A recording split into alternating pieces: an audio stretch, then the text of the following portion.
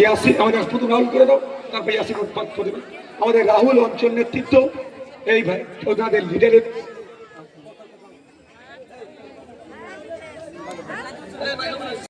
ইনকলাব জিন্দাবাদ, ইনকলাব জিন্দাবাদ, ইনকলাব জিন্দাবাদ, ইনকলাব জিন্দাবাদ।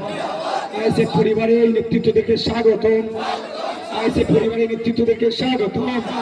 প্রাণগঞ্জ অঞ্চলবাসী জিন্দাবাদ, বাংলাদেশবাসী, বাংলাদেশবাসী, প্রাণগঞ্জবাসী, ইনকলাব ফ্রন্ট, ইনকলাব। আমি আপনার কাছে 1 মিনিটে কেন আপনি আইএসএফে আসলেন, কত টাকা দিয়ে আইএসএফে নিয়ে আসা হলো সেটা একটু বলুন।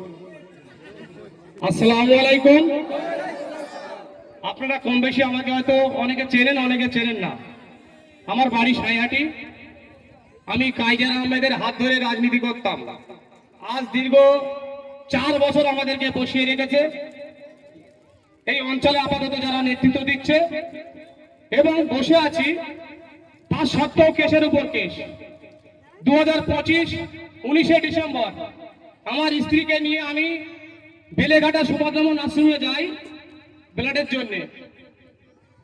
ওই দিন সন্ধ্যে 6টার সময় আমার নামে কেস হয়। তো তৃণমূলে থেকে রাজনীতি করতে পারবো না, রাজনীতিটা ওরা করবে, ওদের নেতৃত্ব দিয়ে ওরা নেতা হবে। আর আমি কাইজার আহমেদের নেতৃত্বে দল করতাম। আমাদের অপরাধ, কাইজার আহমেদের অফিসে আপনারা দেখেছেন মাস 2-3 আগে অফিসটা ভাঙা হয়।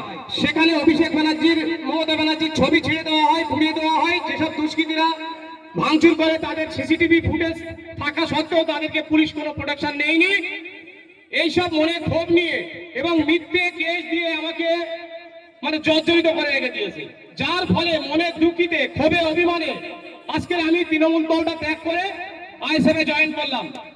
আপনারা সকলে আমার পাশে থাকবেন, আমাকে সাহায্য সহানুভূতি করবেন। এবং আমি আমার গ্রাম থেকে খবর আসছে যারা সিপিএম এর হারমাত, তারা সাইহাটি বটতলায় মাচায় বোমের ধরে নিয়ে বসে আছে। আমি কিন্তু কাফনও কিনে নিয়ে এসেছি সাথে করে, ভাইজানের দল করতে এসেছি, আমার সাথে কাফনও আছে। আমি কাফন কিনে নিয়ে এসেছি, কাফন মাথায় দিয়ে আমি রাজনীতি করবো। এবং 2021 সালে আমার ভাইজান একটু সময় দেবেন, আমার ভাইজান ছিল, ভাইজান গিয়েছিল, ভাইজান জানে না, আমার নাম করে ফেলেছিল। আমার নাম মন্টু, আমার নাম মন্টু। কিন্তু আমি এই কাফন মাথায় নিয়ে করে বলছি, রাজনীতিটা, আইএসএফ এর রাজনীতিটা আমি মন দিয়ে করবো, মন প্রাণ দিয়ে করবো। আপনারা আমার পাশে থাকবেন, সাথে থাকবেন। আরেকটা কথা বলি, আমাদের গ্রামের সাইহাটি 259 নম্বর বুথ পঞ্চায়েত মেম্বার শহীদুল চৌধুরী, তার ভাই কিয়ামত চৌধুরীর নামে ঘরের টাকা অ্যালটমেন্ট করা হয়েছে, অ্যাকাউন্টে টাকা ঢুকেছে, ঘর হয়নি। সাইহাটির সুপারভাইজার, 259 বুথের সুপারভাইজার মিরাজ কাজী, এই রাহুল ভাইকে মারধরও করেছে মিরাজ কাজী। সে এখন বোমা তুলে নিয়ে স্পটে বসে আছে। আজকে আইএসএফে জয়েন করার পরে হয়তো আমার উপর অ্যাটাক হতে পারে, আমি সে পরোয়া করি না।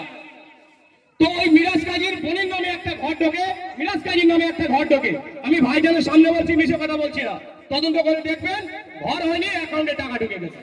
আপনারা ভালো থাকবেন, আইএসএফে এসছি আপনাদের সাথে, যাতে আমি কাজে কাজ মিলে লড়াইটা করতে পারি। এবং আরেকটা সূত্র থেকে খবর পেয়েছি, ভোটের 10 দিন আগে আমাকে অ্যারেস্ট করে নিতে পারে। ভাইজান দেখবেন, ভাইজানের দলে এসছি, আমার সাথে আরো ছেলেপিলে আছে, হুমকি ধুমকি চলছে, অনেকে আসতে পারিনি। সীমিত কটা লোক নিয়ে এসছি, আগামী দিনই সংগঠন দেখানো যাবে।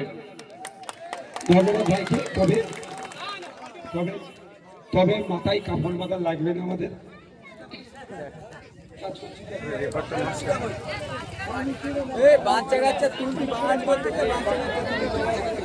মাথায় কাপড় বাঁধা লাগবে না ভাই, মানুষের জন্য রাজনীতি করব, মানুষকে সাথে নিয়ে করব। যদি না বেঁচে থাকে তাহলে কিভাবে রাজনীতি করবো। দীর্ঘায়ু কামনা করি। তবে অনেক ধুমকি চুমকি দেবে, ওই ধুমকি চুমকিকে আমরা এখানে ধুমকি চুমকি উপেক্ষা করে মানুষের জন্য রাজনীতি করবো। ধন্যবাদ। আমি আশা করবো আইএসএফ না ভাই, আইএসএফ এর ছায়াতলে এসেছে, আইএসএফ এর লক্ষ্য উদ্দেশ্য আদর্শকে এগিয়ে নিয়ে যাবেন।